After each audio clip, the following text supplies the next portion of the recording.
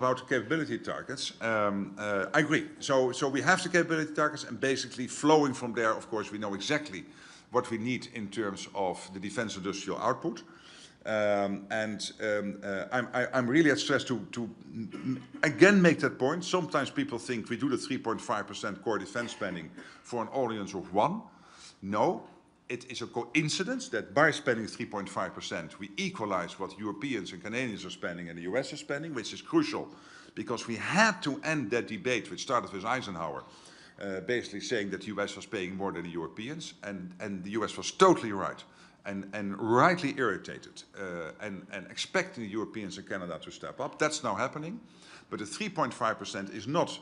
Yes, it is a coincidence that it equalizes with the US, but it's exactly the ballpark figure that you need to get to deliver the capability targets. And absolutely to the question, you need the defense industrial output. So I can tell you my country, the Netherlands, knows exactly, and I know from the Czechs and other countries, they know exactly what gear to buy to make sure that not only the people are there, but also they have the equipment to deliver their support to the overall endeavor if the phone call would come that Article 5 is triggered. So that's absolutely clear. Mm-hmm. Thank you very much. I'll take another group of 2, and Secretary General, we have a few delegates here from NATO's Asia-Pacific, Indo-Pacific partners. So we'll take a question from Chung-Min Lee from Korea. Chung-Min, mic is live. Thank you, Mr. Secretary General. It's a real honor. I saw you last when you were Prime Minister in Seoul. Yes. My question to you, sir, is this.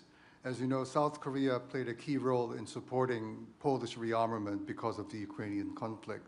But this must be a two-way street. South Korea and Japan must buy arms also from our NATO partners.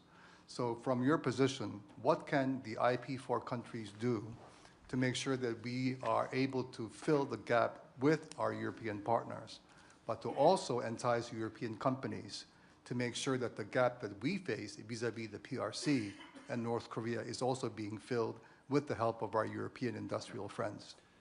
Thank you very much. Let me take one more, and I'll try and pick one that might hopefully align with this. From Australia, Latika Burke, your mic is live. Thank you. Thanks, Bastian. Secretary General, you said in your speech, over here, Secretary General.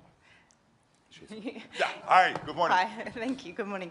You said in your speech that the threat from Russia will not end when the war ends. Then you said that China is preparing for long-term confrontation, looking at the pictures this week, and that we must be prepared. It's a team effort. But what does that team effort look like? Is it going beyond defence industrial collaboration, or are we talking about a combat role here? Yeah, I don't think we will extend Article 5 to the Indo-Pacific.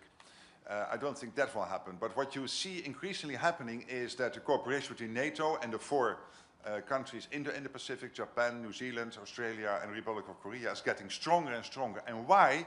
Because these theaters are connected. When I'm discussing this with the senior policymakers in the US, there is increasingly a realization that if China would one day decide to attack Taiwan, it will not be limited to that attack. Why would not first Xi Jinping call his junior partner in all of this, one Vladimir Putin, to also keep us busy here in Europe, in the Northern Atlantic area. And the US is absolutely convinced that for their long-term security, a secure Europe, a secure Arctic, but also a secure Atlantic is crucial. So this is all getting interconnected, and that is why we need that cooperation so closely. And that's why the American president, when I visited him in March, said, Mark, you have to make sure that the Indo-Pacific 4 are present at the NATO summit in The Hague. And I was so happy that they were, and that we were able to continue that conversation. I visited Japan in April. I'm closely in contact with all the senior leaders in the Republic of Korea, and of course New Zealand and Australia.